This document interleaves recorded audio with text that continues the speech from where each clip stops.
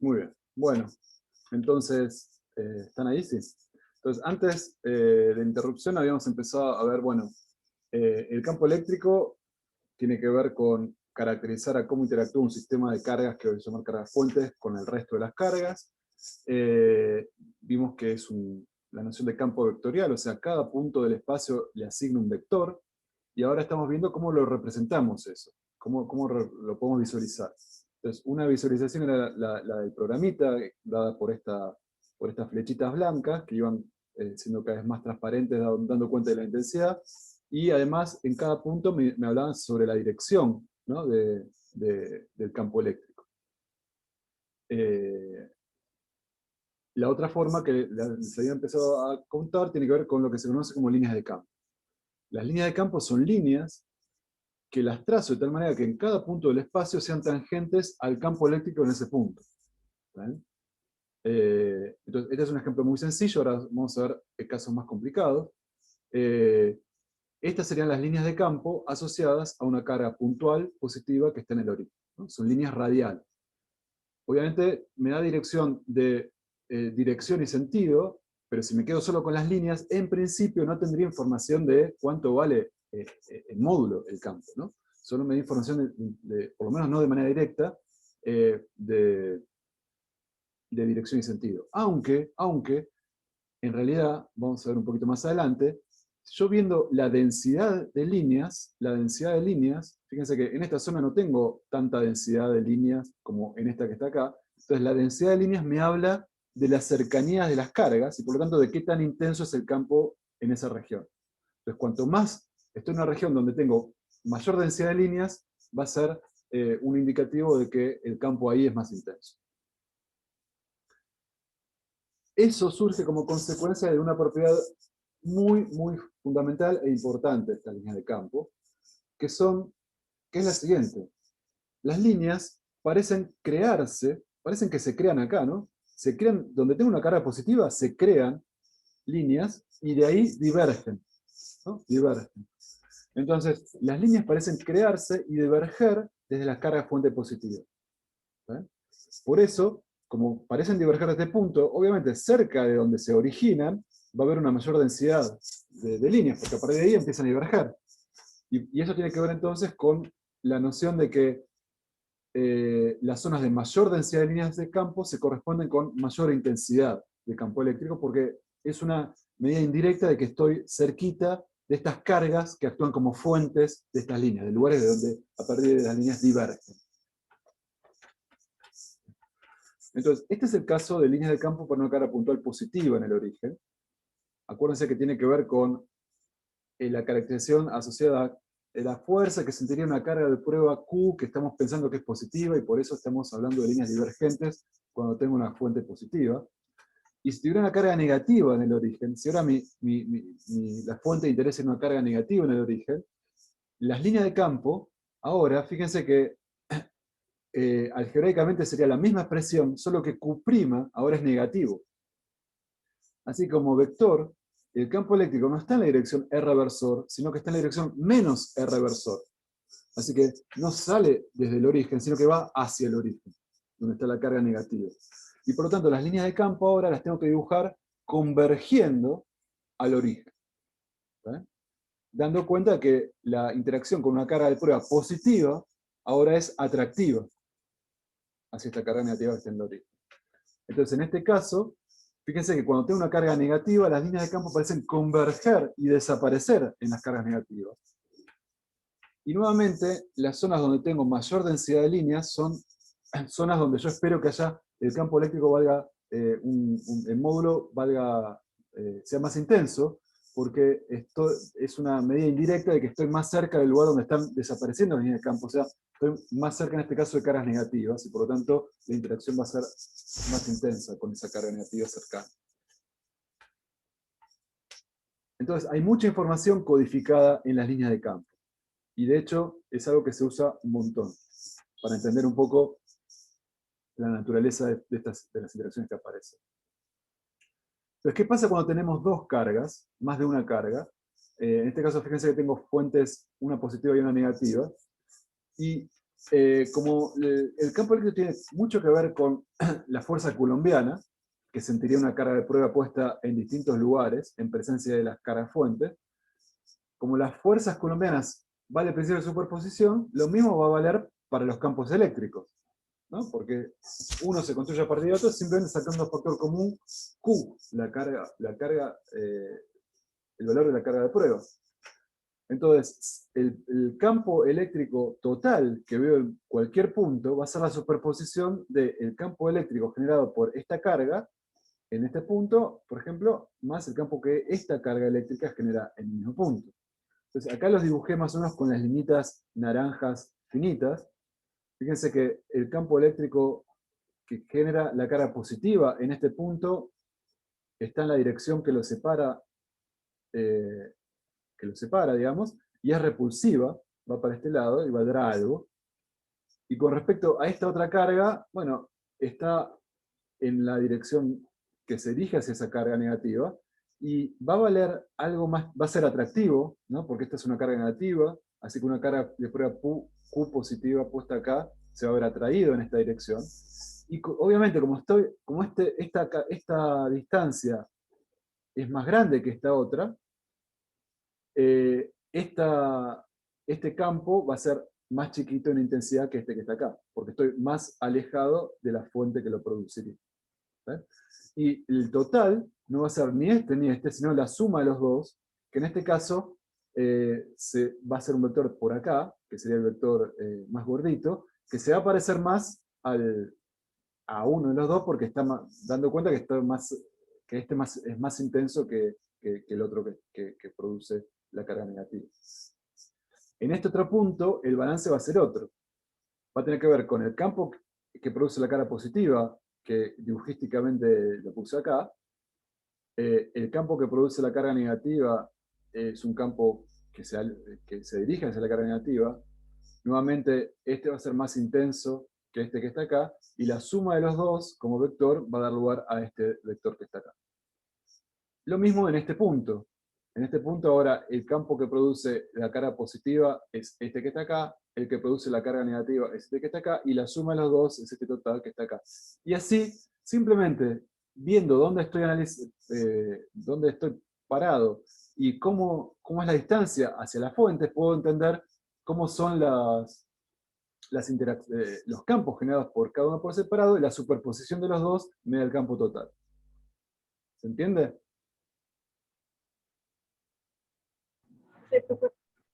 Analíticamente es esto que está acá. Dibujísticamente, les pido que ustedes esto lo pueden jugar y hacerlo de muchas maneras distintas. Invéntense la distribución de cargas que ustedes quieran, y fíjense que efectivamente, a medida que me voy acercando, supónganse en toda esta región, fíjense que el campo total se parece al campo solamente de esta partícula, porque es la que está más cercana a todos estos puntos, y por lo tanto el campo es más intenso. La contribución de esta partícula es más intensa que esta y esta, que contribuyen, pero como están más alejados, contribuyen menos al campo total. Lo mismo cuando estoy cerca de esto, ¿no? Es muy parecida al campo radial que hace converger todas las líneas acá. Ahora, en regiones donde la competencia es más equilibrada, digamos, bueno, voy a tener distintas direcciones que las voy a poder ir explorando visualizando cómo son las líneas de campo. ¿Entienden? Entonces, pueden usar esto para analizar distintas situaciones que van a ver o en la teórica o en la práctica. Analíticamente, tengo que sumar el campo eléctrico positivo y el campo eléctrico negativo visto en un dado punto. Así que tengo que sumar el campo positivo, que es simplemente tener en cuenta las coordenadas positivas de la carga más, y la negativa para el otro. Y este es el caso, por ejemplo, para dos cargas, ¿no? Que lo vamos a ver más en detalle más adelante. Pero fíjense que cerca de esta carga parece que las líneas divergen, porque básicamente acá domina que estoy cerquita de esta carga, la contribución de la otra está muy alejada, es mucho menor. Acá domina como un esquemita de líneas de campo relacionadas con una fuente puntual negativa, pero en otros lados, bueno, entra a valer la competencia entre los dos campos. Y da lugar a un campo total que tiene esta pinta, de algo que sale por acá y se reinyecta por acá. Sale por acá y se reinyecta por acá. Sale por acá, pegaría la vuelta y se reinyecta por acá abajo. ¿Qué es esto que está acá? ¿Qué es esto que está acá? ¿Ven? Entonces, nuevamente, lo que estamos viendo ahora es esta situación, donde si uso un sensor, vemos, fíjense que en cada punto del espacio, el campo es tangente, bueno, va a ser tangente a la fuerza, las líneas de campo que yo voy a dibujar van a tener que ver entonces con estas trayectorias que ya la cabeza de ustedes, por cómo funcionan, las están armando, ¿no? Y están viendo cómo serían esas líneas, ¿no? Cómo serían esas líneas tangentes. Muy bien. Entonces, cerca de Ariel, acá, sí. una pregunta, ¿esas líneas de campo sería, no sé, algo equivalente a cuando haces eso de la limadura de hierro con los imanes que se genera eso? ¿Tiene Sí, que ver o no? claro que tiene que ver, porque las limaduras de hierro lo que van a hacer, van a sufrir estas fuerzas. O sea, son objetos que sufren esas fuerzas y se van a orientar, lo vamos a ver más adelante, paralelos al campo, a cuánto vale el campo en ese lugar. Entonces me van a dejar una traza justamente de estas direcciones. Y entonces yo viendo cómo queda el caminito de la limadura de hierro, yo voy a poder tener una idea de cómo es el campo subyacente. ¿Ven? Entonces, cerca de cada carga, fíjense que el campo local, cerquita de cada carga, es aproximadamente el generado por esa carga en particular, ¿no? Lejos de las dos, no, cambia. O sea, tengo esta dirección, por ejemplo. Una dirección que si estuviera esta sola no aparecería, ¿no? Pero cerquita sí. Acá aparecen diverger y acá aparecen converger. Y además, las líneas de campo respetan la simetría de las fuentes. O sea, fíjense que esta disposición de fuentes es simétrica con respecto a este eje. Por ejemplo, en realidad, yo puedo hacer rotaciones frente a este eje. Bueno, yo esperaría que las líneas de campo tengan también esa simetría. Ahora, eso lo vamos a ver un poquito más adelante. Entonces, si yo las dibujara, las líneas de campo solas, vería una cosa por el estilo. ¿Ven? Líneas que parecen diverger de la positiva, converger a la negativa, y acá hacen esto que está acá. Fíjense que si no hay líneas de campo, si no hay cargas, las líneas no pueden morir ni nacer. Parece que solo nacen donde hay cargas positivas y solo mueren donde hay cargas negativas. ¿Eh? Acá tengo otra situación que es interesante también, donde tengo también una carga positiva, pero que es 3 veces más grande que la carga negativa. ¿Eh? 3 veces más grande que la carga negativa. Les propongo a ustedes que después hagan este experimento, pongan 3 cargas positivas por acá. ¿Eh? Y vamos a ponerlo por acá abajo, a ver así si me entra ver cosas muy alejadas. ¿Eh? Acá, fíjense que si yo uso el código de- de la transparencia, rápidamente en esta zona el campo es tan chiquito que casi ni se ve. Entonces voy a prescindir de eso y voy a mostrar, me voy a quedar con la dirección nada más. Pero fíjense que esta disposición de cargas es parecida a esta que está acá. Tengo una carga positiva que es 3 veces la carga negativa. Si fueran iguales las cargas que están enfrentadas, tendría esta disposición. Ahora, no es esta, sino que las líneas de campo, o sea, el patrón de campos eléctricos es este que está acá. Entonces tengo líneas que salen de las positivas, tengo líneas que salen de las negativas, pero fíjense que algunas líneas que salen de las positivas, si yo trazara líneas de campo, llegarían a las negativas, pero hay otras, que se van al infinito, se van muy lejos, ¿sí? Se van al infinito. Es como quedan líneas que se van. ¿Sí? ¿Todos ven eso? Fíjense, a ver, si estoy cerca de acá, me acerco. Ahora, si estoy, claro, lo que pasa es que no se ve porque es tan chiquitito que no se ve, la escala no permite ver. Pero no, quedémonos con la dirección. ¿Sí? Todos ven que estos son el campo eléctrico, la dirección del campo eléctrico muy lejos. eso representado solamente con línea de campo tendría que ver con lo siguiente. Algunas líneas de campo son fíjense que las líneas de campo son líneas tangentes al campo en todos los puntos. Quiere decir que acá el campo eléctrico sería una línea así, acá así, acá así, acá así. Acá sería así, así, así. Sería este que está acá arriba. Este que está acá arriba. Tac, tac, tac. Y acá se alejaría. Sería esta representación, ¿no?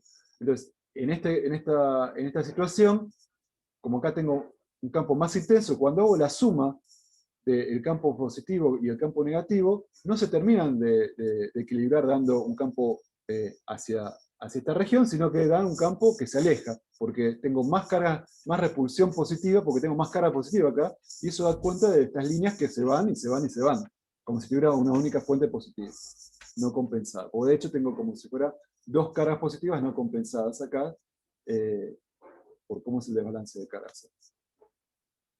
Entonces, las líneas parten de las cargas positivas, o terminan en cargas negativas, o en el infinito.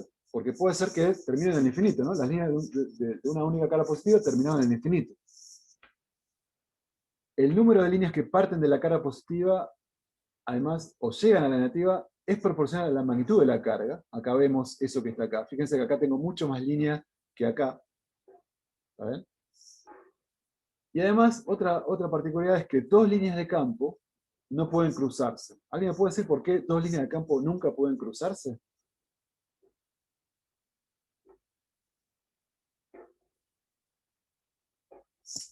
Y porque si son tangenciales en cada punto, como que sería imposible que en un mismo punto la tangente, o sea, la tangente sí o sí tiene que ser la misma, ¿o no?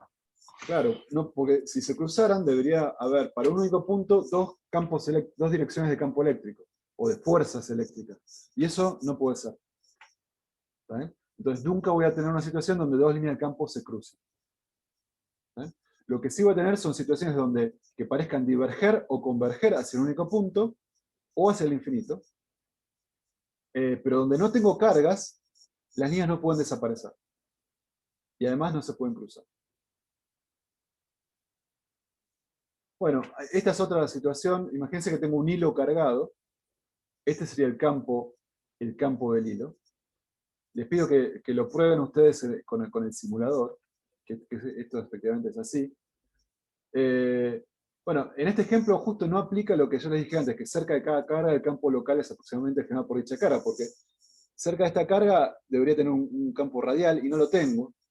Pero eso es porque estoy suponiendo que el hilo está cargado y infinitesimalmente cerca de otra carga, siempre infinitesimalmente cerca de una carga tengo otra carga.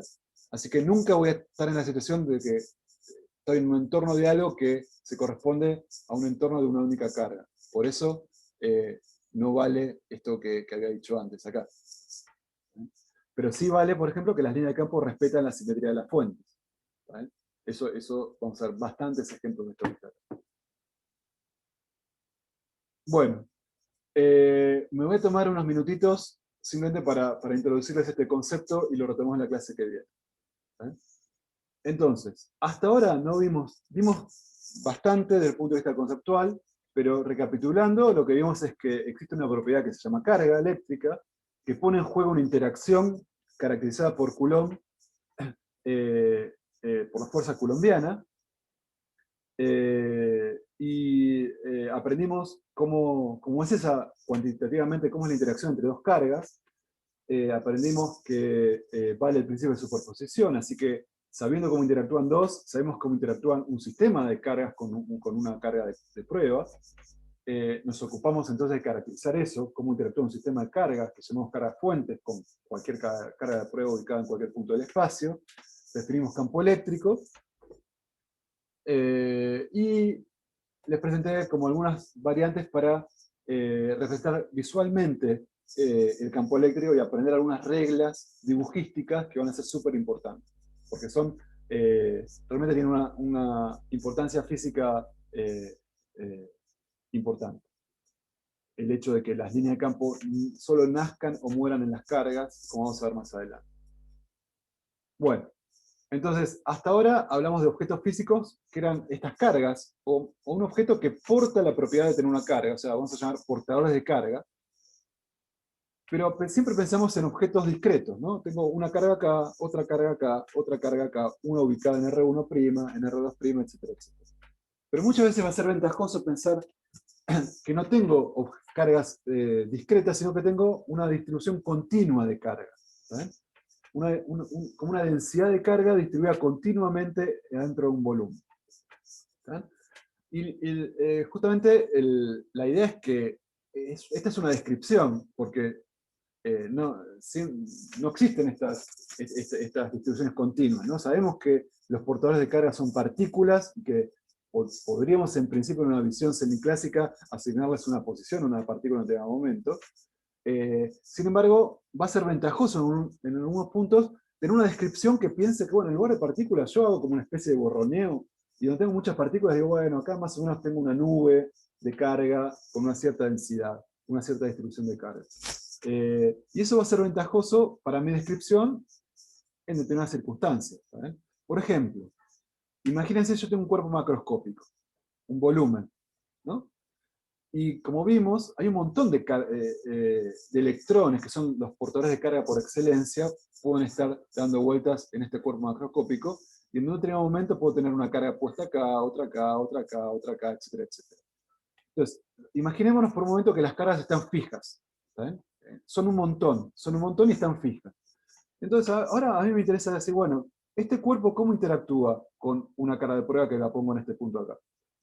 Bueno, entonces digo, bueno, yo puedo pensar que tengo todas estas fuentes ubicadas en estas posiciones, igual al principio de superposición, y nada, tengo esta distribución de chiquicientas fuentes, y tengo que superponer todos los campos que producen cada una de estas fuentes en este punto, para ver el campo total, y asociarlo entonces al campo que genera todas estas caras, o sea, todo este cuerpo mesoscópico. O sea, pero eso es un garrón, porque son muchas fuentes. ¿Ven? Son muchísimas fuentes. Entonces, en este caso, a eso yo llamo que es ventajoso. Acá me va a interesar, me va a convenir presentar una descripción en términos de cómo están distribuidas estas fuentes, no de manera microscópica, sino una escala volumétrica que sea más útil. ¿Saben? Entonces, cada vez que me interese el campo eléctrico en una posición R grande comparada con el detalle, cómo están distribuidas las cargas, va a ser ventajoso para mí pensar que en realidad tengo una distribución continua de cargas, metidas en unas cajitas, suponete, de un volumen chiquitito, pero no infinitesimal, lo voy a llamar una escala mesoscópica, porque no es microscópico y no es macroscópico, es una escala intermedia, es chiquitita, pero no es un infinitesimal matemático, es un infinitesimal físico, es una escala microscópica. En estas cajitas entran un número finito de cargas, y fíjense que en esta región esta cajita va a albergar más cargas, por ejemplo, que en esta región. Así que la densidad de cargas en esta región por unidad de volumen delta B va a ser más alta que esta que está acá, por ejemplo. Y entonces voy a usar esa descripción y voy a consignar cuánta carga me entra en estas cajitas, o sea, cuánta carga por unidad de volumen delta B tengo en este punto, en este punto, en este punto, en este punto, en este punto, etcétera, etcétera. Entonces, es como que hago un pixelado, un borroneado, y no me interesa la escala microscópica, sino que acá adentro solamente lo reemplazo por un único número, que es la carga total que entra en esta cajita, dividida por B me da la densidad local, en este punto. Hacer eso acá me habla sobre la densidad local en este punto. Entonces cambié a una escala más borroneada, una escala mesoscópica. ¿Se entiende? ¿Se entiende? Sí, sí. Sí, Bueno, me sirvió lo de los píxeles. ¿se entiende lo de los píxeles? Sí. Entonces, en realidad son voxeles, son cajitas, ¿no? Y lo que voy a consignar entonces es la densidad que tengo en la coordenada R'. La sigo llamando prima porque tiene que ver con coordenadas de fuente, ¿no? Entonces, la cajita centrada en R' tiene tantas cargas por unidad de volumen. Eso me define la densidad local volumétrica de carga en R', y así con cada punto del espacio. Y esto es una descripción continua de esta distribución de fuentes microscópicas. Eso es lo que voy a usar. ¿Bien? Ahora, seguimos. Entonces, este cuerpo va a estar caracterizado por conocer cuánto vale ρ en todos los puntos R' que me barren el volumen del cuerpo, ¿no? Perfecto. Entonces, ahora vuelvo al problema que yo quería hacer. Bueno, ¿cuál es el efecto de este cuerpo macroscópico cargado en un punto R? Bueno, para eso lo que voy a hacer es algo que vamos a hacer bastante en la materia, que es lo siguiente: descomponer el problema en cosas que sí puedo analizar y usar después el principio de superposición para obtener el resultado final. En este caso lo que puedo decir es, bueno, si en la escala mesoscópica, mi unidad más chiquita de todas es la cajita. ¿Está? Entonces, ¿cuánta carga tengo dentro de la cajita? Bueno, tengo delta Q', ¿está bien? La carga que entra acá adentro. ¿Que cuánto vale? Bueno, vale la densidad por el volumen. La densidad que tengo en este punto por el volumen. Bueno, supongo que esta es lo que antes era la carga microscópica, ahora esta es mi escala. ¿Eh? Entonces, la interacción entre la carga que tengo acá y una carga de prueba que hubiese puesto acá, va a estar dada como si esto fuese una única carga, en términos del campo líquido que ya conocíamos entre una carga fuente y el punto donde estoy mirando. Entonces, el campo producido por esta cajita en este punto va a tener la misma forma algebraica del campo que produce una carga puntual que estaba acá en este punto. Solo que en lugar de la carga puntual tengo que poner la carga que está metida adentro de la cajita, dQ'I. ¿Está bien? Este va a ser la contribución infinitesimal al campo producida por esta cajita ubicada en R'. ¿Está bien? Ahora, ¿cuánta carga tengo acá? Bueno, la carga que tengo acá tiene que ver con la densidad local de carga que corresponde.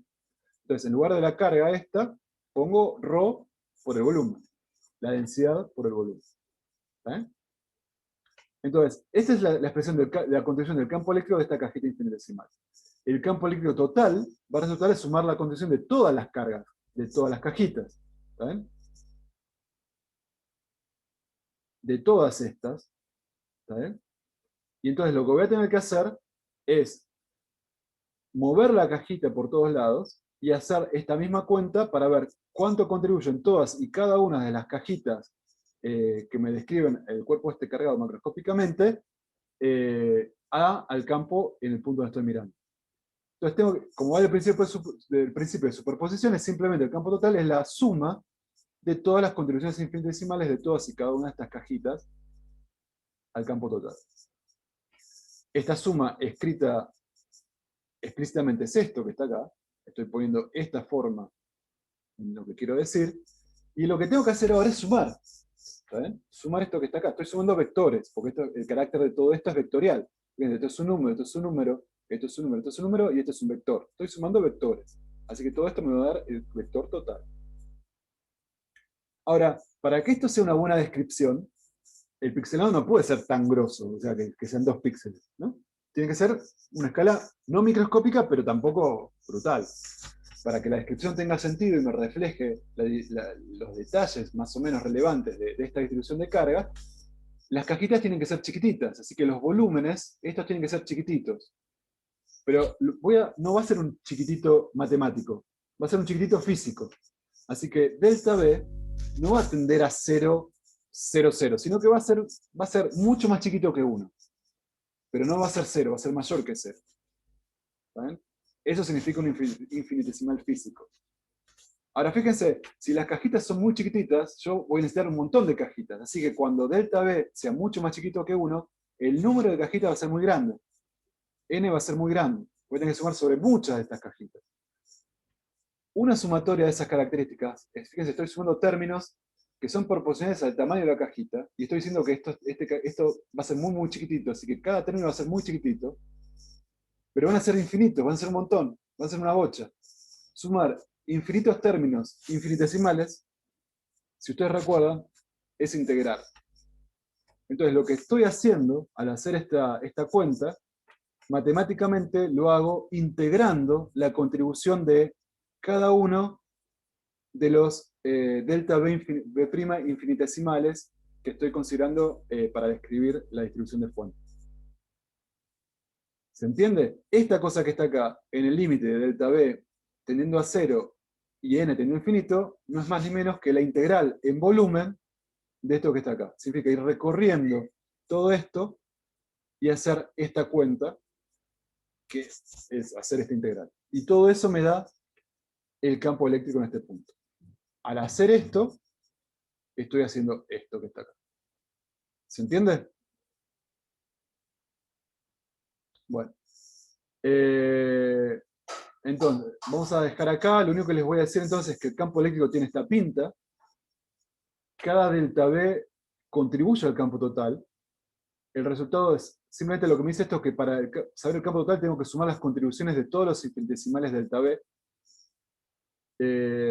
Y eso lo hago calculando la integral en volumen de, fíjense, lo que estoy cambiando, esto es importante. Fíjense que acá pueden reconocer las variables fuentes y las variables campo. Acá es donde estoy mirando. Y estas variables primas son las variables que estoy barriendo en mi integral. Porque yo estoy recorriendo todos los voxeles que me describen la distribución de carga fuente.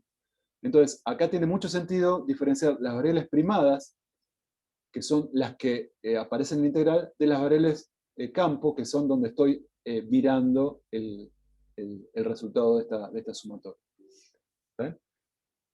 Bueno, y toda la información sobre las fuentes, o sea, cuánta carga tengo en dónde, en esta descripción está metida en conocer, que alguien me diga quién es este error. Pero la clase que viene, y quizás ustedes hoy empiecen a ver algo de esto en la práctica, pero con eso no quiero tomar más tiempo que ya me tomé. Una aclaración con respecto a esto, con la sincronía, digamos. Vamos a tratar de estar muy sincronizados con la práctica y también con el laboratorio. Pero si eso no sucede, quiero que ustedes sepan que a mí no me preocupa. O sea, a mí me llevo perfectamente bien con el hecho de que ustedes se enfrenten a distintos conceptos en distintas circunstancias, con distintas herramientas, y muchas veces repasar lo que se ve desde un enfoque más teórico, con uno práctico, desde el laboratorio de uno práctico, y el orden en que lo ven pasa para mí a ser secundario. Entonces, les pido que mantengan la cabeza abierta. Entonces, si ven algo por primera vez en la práctica o en el laboratorio, no va a ocurrir, pero si ocurre, no es la desgracia de nada. Estén abiertos a eso, porque desde el punto de vista pedagógico hasta les diría que no es para nada contraproducente. Entonces, estén abiertos a eso, a enfrentarse con distintos temas en distintas pasadas y en distintas capas y distintos puntos de vista. Bueno, dicho eso, no tengo más que decir. Si están acá los chicos y chicas de la práctica, los presentamos. Voy a parar de grabar.